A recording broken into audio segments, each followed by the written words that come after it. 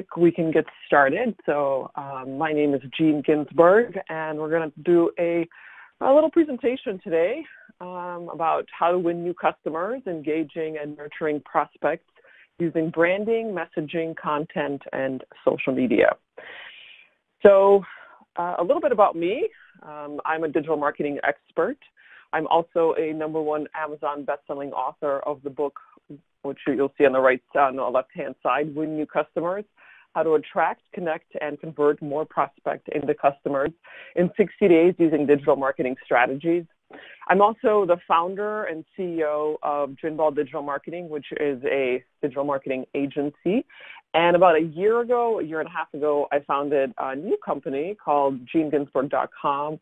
And we do consulting, and we're an education company. But primarily, I'd say, between both of the companies that I founded, we help entrepreneurs and small to mid-sized businesses find new customers using digital marketing strategies. So I've been doing this for 11 years total. Started in 2007, and I've been doing my own thing the last 5 years. So I founded my company, Ginzburg Digital Marketing, about 5 years ago. I got the entrepreneurial bug and decided that I wanted to quit my full-time job. And I've always wanted to start something on my own. So I thought this would be a good time 5 years ago, and never looked back, and I love being an entrepreneur.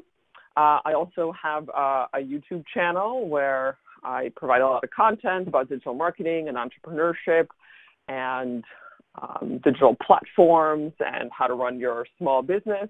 So you can check that out if you just Google if you go to YouTube and put in my name. I'm also a lifelong learner. I go through books and podcasts and digital courses.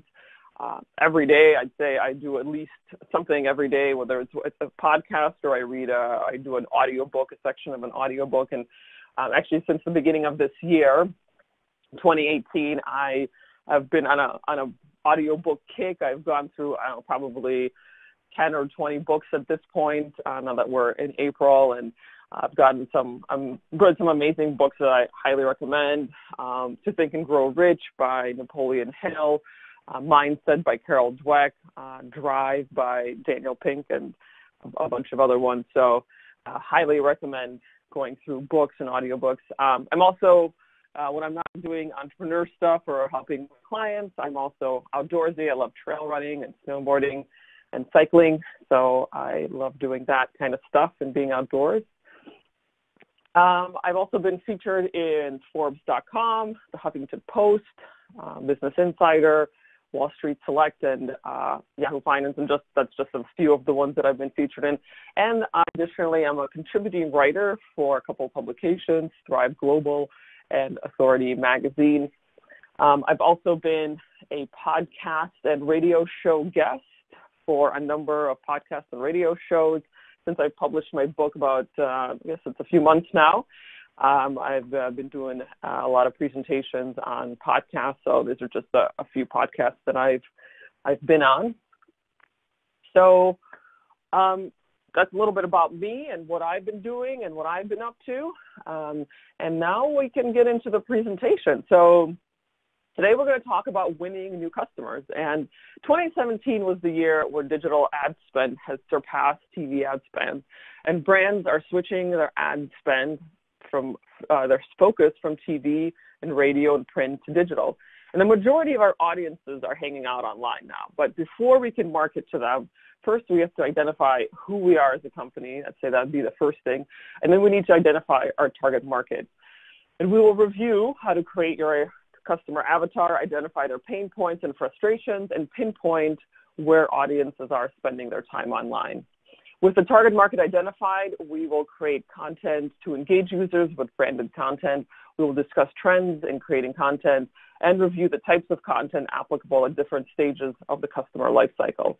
And now we're ready to disseminate this content on social media and engage with users. We'll cover how to use social media and get your message across and connect with users who are most likely to engage with your brand.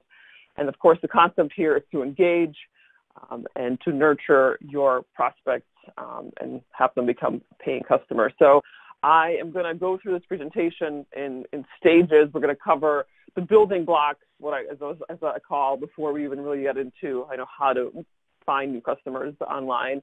And all these components, I feel, are very important as they help you create a better digital strategy. And again, we want to engage and nurture our prospects before we make the sale. So the first thing we're going to cover is company branding.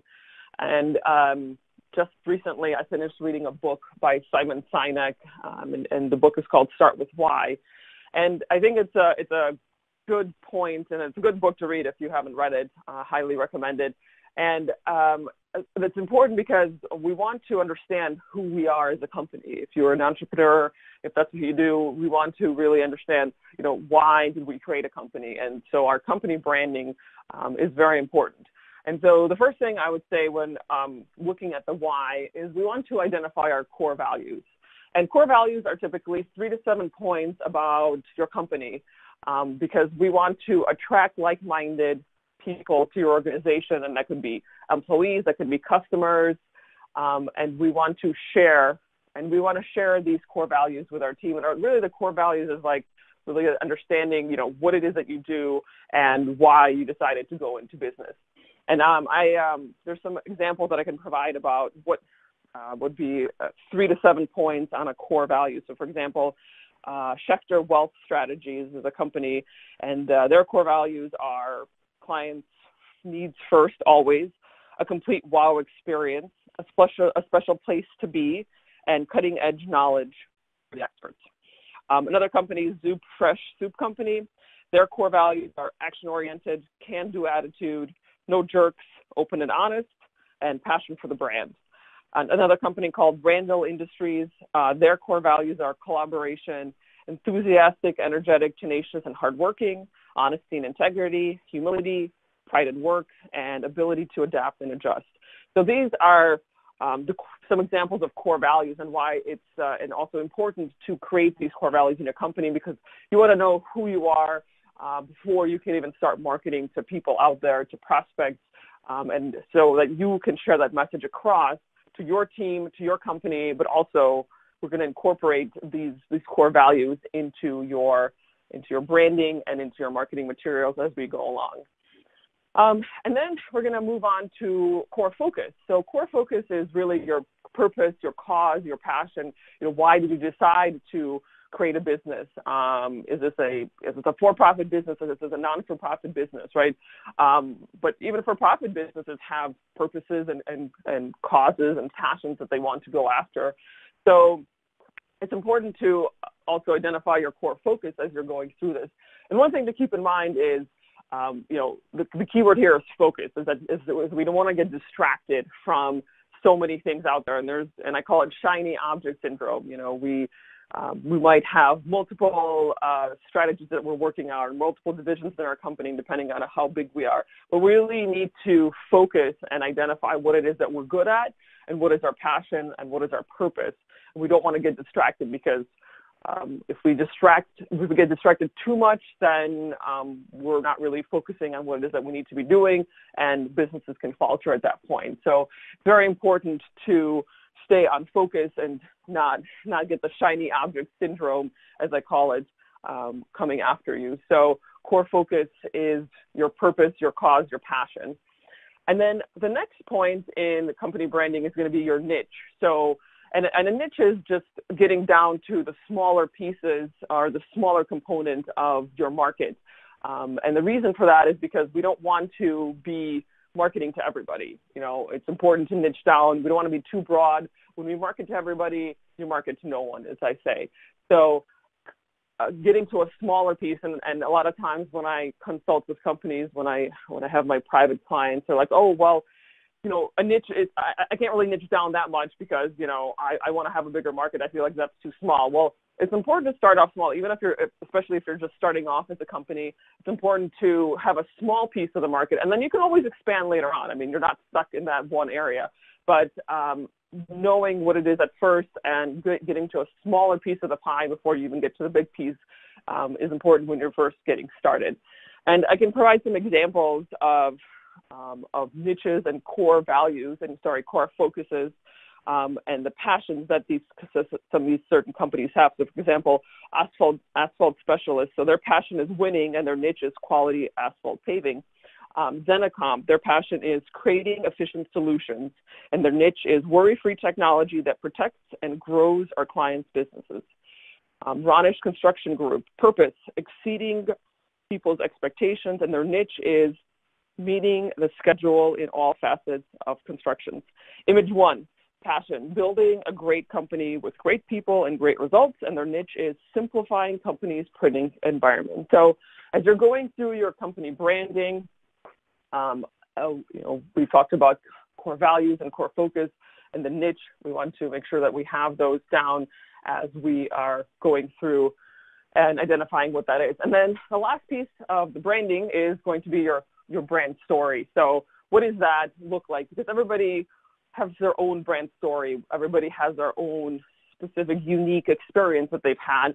And sharing that with your customers really differentiates you. It makes you stand out from what it is that you are and what it is that your company does. So creating a brand story, an example would be, if you're familiar with Gary Vaynerchuk, he is a big guru in the digital marketing space and the entrepreneur space. And if you're not following him, I highly recommend following him. He has content. He posts content like 30 times a day, videos and blog posts and little snippets of information. And for example, his brand story is he was an immigrant when he came here. He was 3 years old. He came from the former Soviet Union, and his father had a wine store, and he grew that wine store from $3 million to $50 million or $60 million in just 3 years. And that's part of his brand story. He talks about that all the time when he does speaking engagements, when he talks on podcasts, or he does any guest appearances. So knowing sharing your brand story, identifying what your brand story, and communicating that to your audiences. And the next point is going to be company messaging. So again, taking all of the information we just talked about, core focus, core values, your brand story, we want to start creating a company message for what it is that you do. And the first thing is, and we talked a little bit about that earlier, what differentiates you in the market? So how are you different? And that could be your brand story, it could be your core values, it could be your core focus. So everybody has a different approach, a different experience, and we want to make sure that we're differentiating ourselves in the market, because we don't want to be like everyone else. Prospects don't want to go with just everyone else. They want to hear something unique, and they want to hear that you're a differentiator in the market. And then the last piece of messaging is going to be your brand slogan. And we've seen, brand slogans across the board. A lot of times bigger brands do that, but I've seen this with smaller brands too. And really what a brand slogan is, a catchphrase or small group of words that are combined in a special way to identify a product or company. And that's according to entrepreneurs.com Small Business Encyclopedia. And really what it is a mini mission statement. A couple things to keep in mind is that we want to make sure that a brand slogan is memorable. And again, it differentiates the brand. It's something different. It's something unique. And it offers positive feelings about the brand. And I'm sure you probably have seen a lot of these brand slogans that I'm going to go through. I'm just going to give a few examples. Nike, just do it. Apple, think different. De Beers, a diamond is forever. Dunkin' Donuts, America runs on Dunkin'. General Electric, imagination at work. So these are just a few examples of what a brand slogan is. So creating a brand slogan for your company is also part of a big piece of the branding. And again, I've seen this happen a lot with bigger companies, but I've seen it happen with smaller companies. And I feel like smaller companies don't have brand slogans as much, but I feel like there's no reason why not. It's a great way to differentiate yourself, differentiate your company and your brand. So now that we have talked about all of these components of the brand, the core values, core focus, your brand story, your brand slogan, we're going to move on to your ideal target market. So your ideal target market is going to be the niche, the group of people, the prospects that you're going to go after when you're trying to market to them. And so I kind of separate the ideal target market into 3 levels or 3 categories, and all 3 are very important, but they are a little bit different, and getting to that point where you want to identify who your target market is and write all this information down so that when you're actually creating to the marketing piece of it in the marketing materials, this is all going to be part of your marketing materials as well. So the first component is going to be your demographic data. So that's the first level. It's really the basic level. And a lot of times I feel that this is where companies stop. We're going to talk about levels 2 and 3 here as well, but demographic data is just data like age, gender, geolocation, marital status, household income, number of children in the household. So really basic information, which is good. It allows us to narrow things down. You know, we don't want to market to a different age group for a product, let's say baby joggers, right? Baby joggers are for new parents. They are probably not going to be very applicable to a very young generation, let's say, 15 to 25, or a very older generation, let's say 65 plus, right? So I'm gonna use the baby jogger as the example in this particular, identifying your target market. So demographic information, we want to identify just, basic information about our target market. And then the next one is going to be psychographics. So we want to identify goals, pain points, challenges, frustrations, and that's going to be, again, also incorporated into your marketing materials as we go through this, or into your content. So what are some, let's say, challenges or pain points or goals for somebody who's in the market to buy a baby jogger? So their goals maybe are to stay healthy, to take their child with them as they're going jogging, to get out of the house, but have their child with them, for example.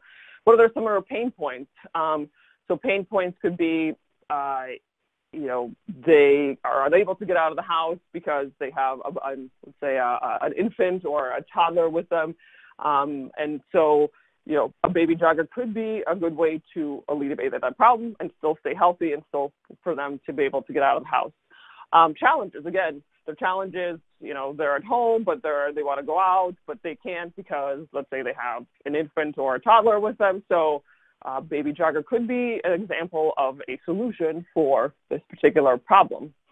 So that's the psychographic information. It's important to identify these points as you're going through, when you're identifying your target market, because we're going to incorporate this all into our content when we're submitting the content across social media. And again, it allows us just to really better understand who our market is and what's really bothering them, and how our products or services can help those that niche, that target market with their challenges. And then the third point, or the third level of the ideal target market, is where are they hanging out? So where are they getting their information? Are they reading certain books?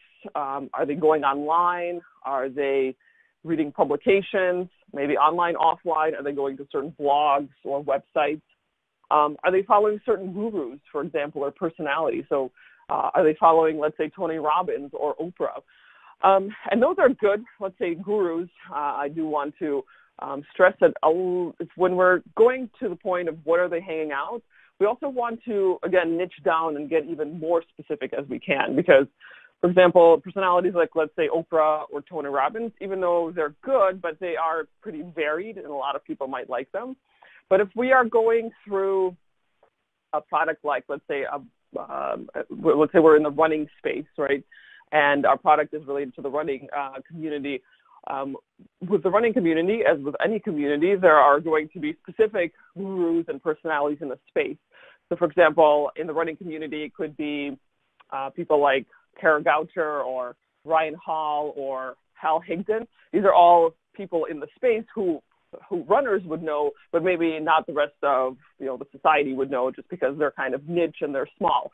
But we want to get down as niche and as small as possible, because that particular community, the running community, would know those people. But again, other people like Oprah Winfrey and Tony Robbins, they're pretty varied, and a lot of people might like them for many different kinds of reasons.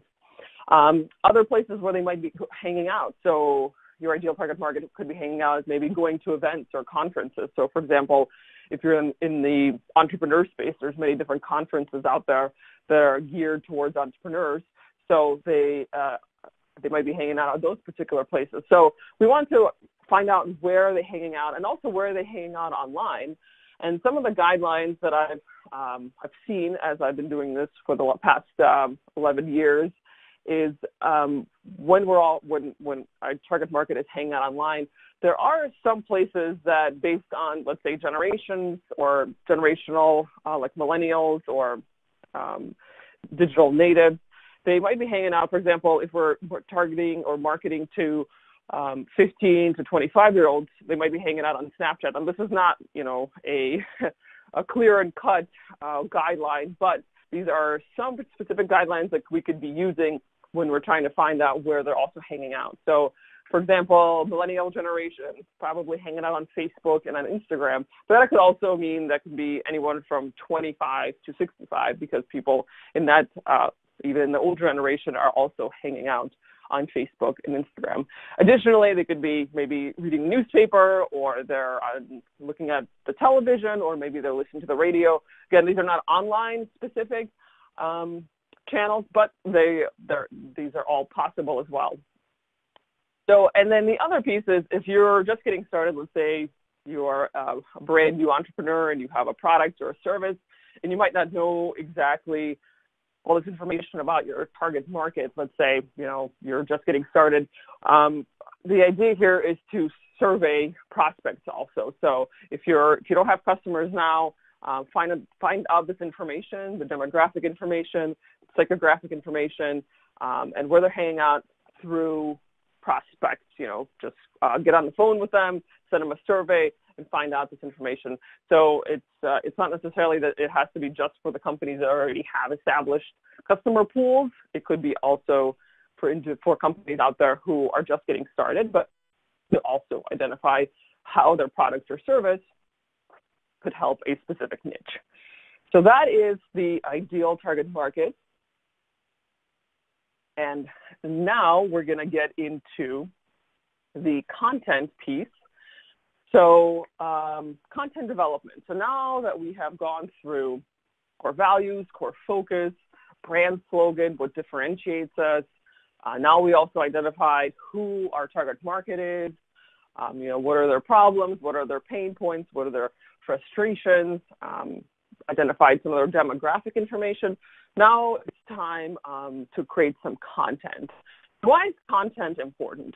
Well, back in the day, maybe when the internet first started 15, 20 years ago or so, it was probably very possible to put an ad up and have a user click through and make a purchase, and then that's one touch point, and that's done.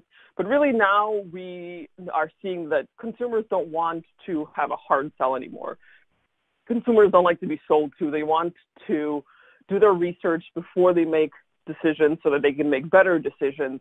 And that's really where content comes in. So that's why content is so important. In a way, content has kind of replaced advertising. It's what I would call really the new advertising out there, because it gives much more information to individuals, to consumers that are doing their research. So yes, content, very important as part of your strategy, marketing strategy, digital marketing strategy. So content development. So really going back to the beginning here, when we first started talking about winning new customers, that we want to engage and nurture our prospects. So again, we're going to be using content to do that. We don't want to just, here's my product, here's my service, buy it. We want to really nurture and engage them over a period of time so that they can better make decisions, better identify what they need, and trust us and like us over a period of time, and then hopefully become a paying customer.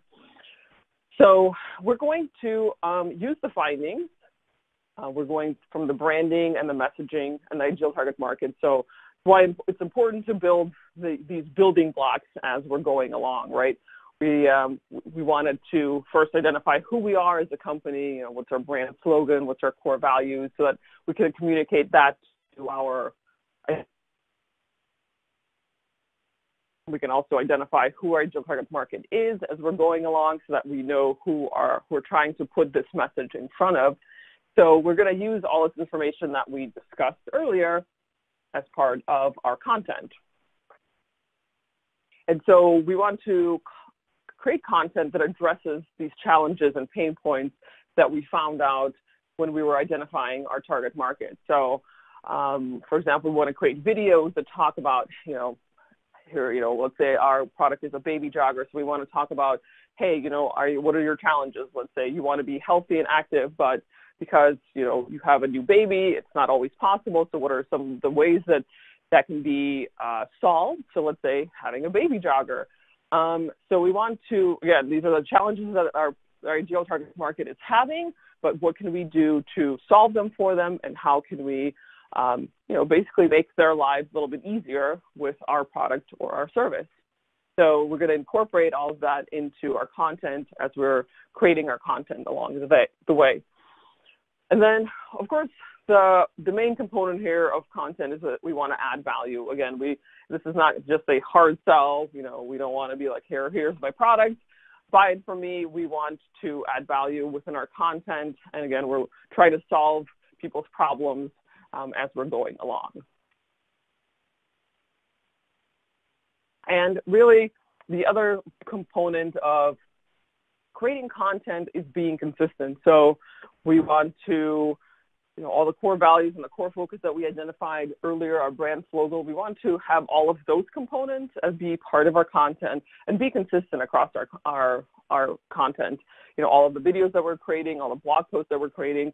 Again, it has to be a kind of a linear progression with our brand, that we don't want to confuse consumers. We want to make sure that they are understanding, what our brand is all about, what is the value that we're adding, and what is really our core focus and our core values that are part of the brand.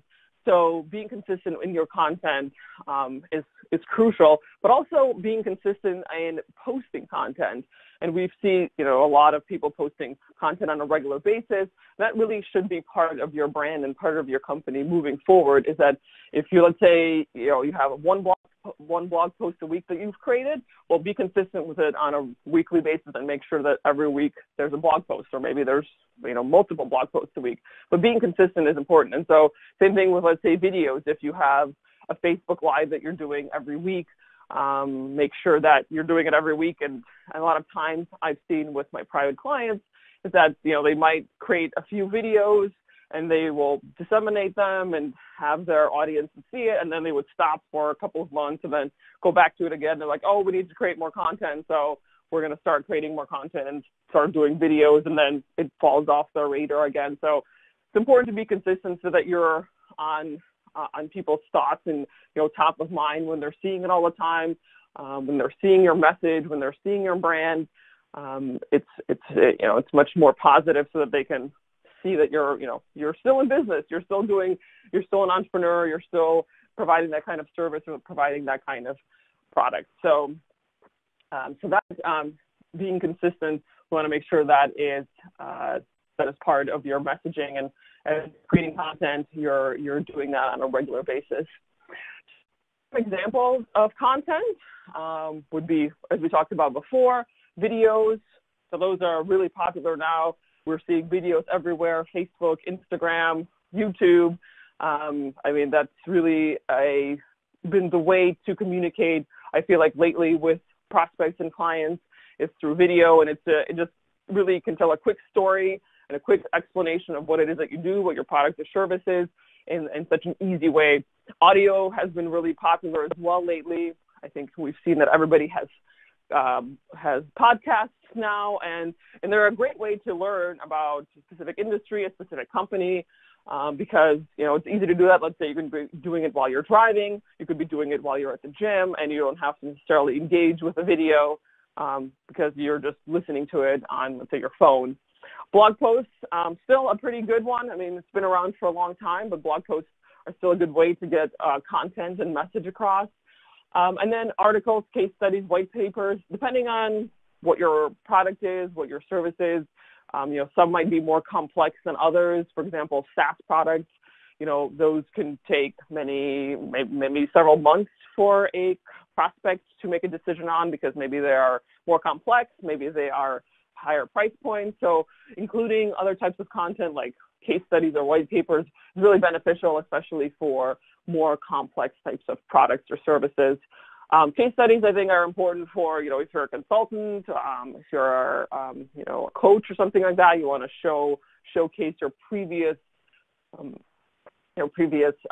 private clients, let's say, and results that you've gotten for your previous private clients. So those are some of the types of content that are out there. This is just, the typical ones, but I'm sure there's additional ones that I might not have included. But I'd say video and audio are really been the popular ones lately.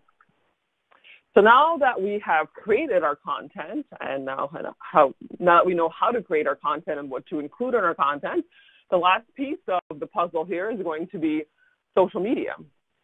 And why social media? Well, like I said earlier, 2017 was the year where digital ad spend surpassed TV ad spend.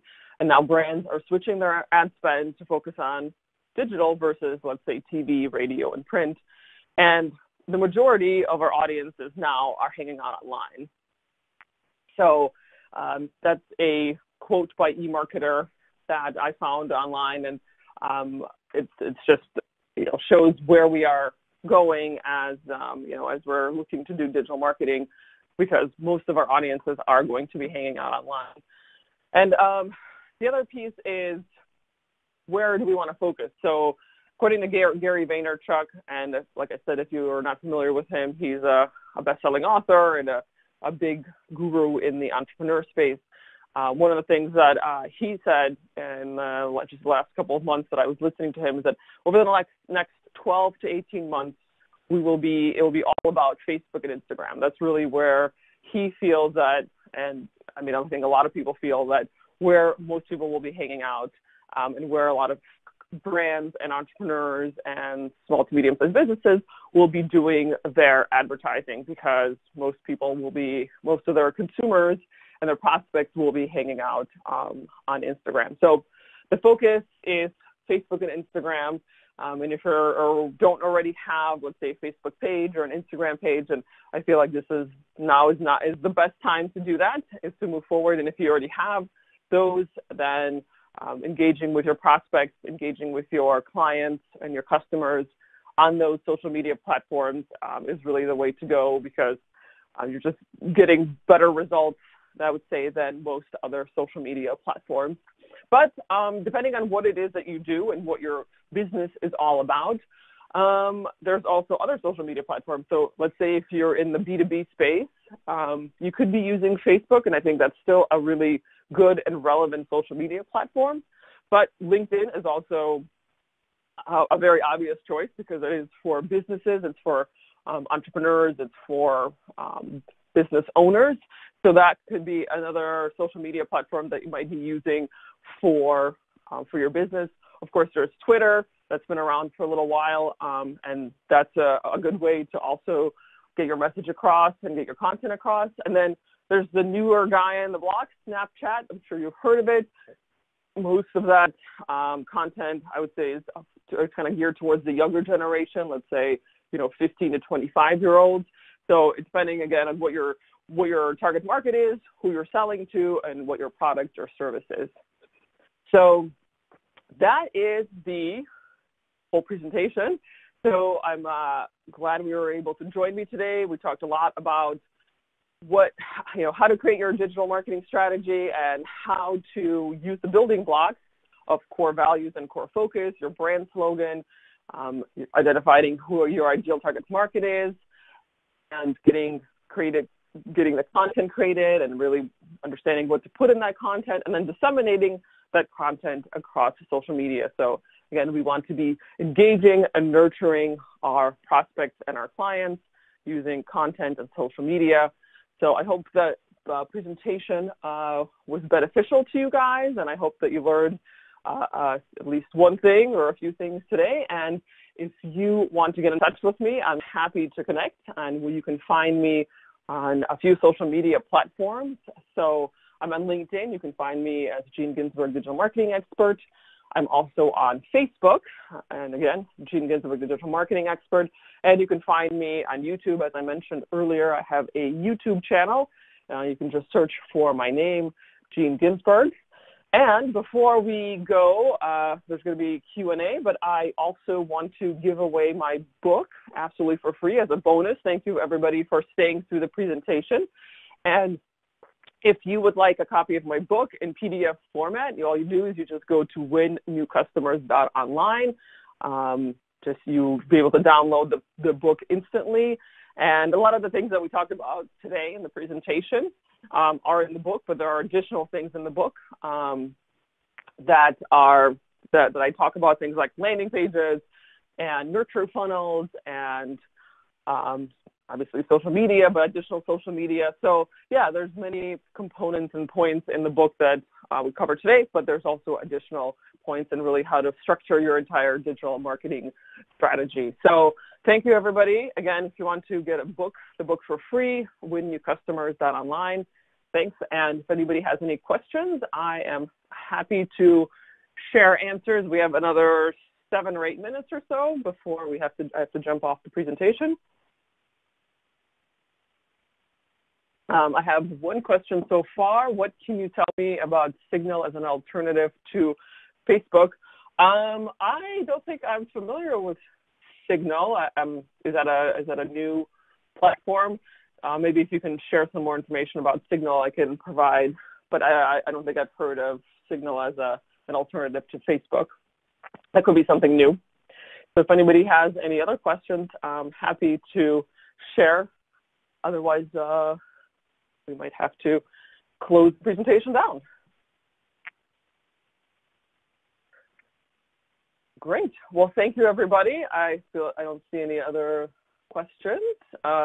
Thanks, everybody, for joining us today, and hope the rest of the summit goes well for you, and hope everybody has a great rest of the day.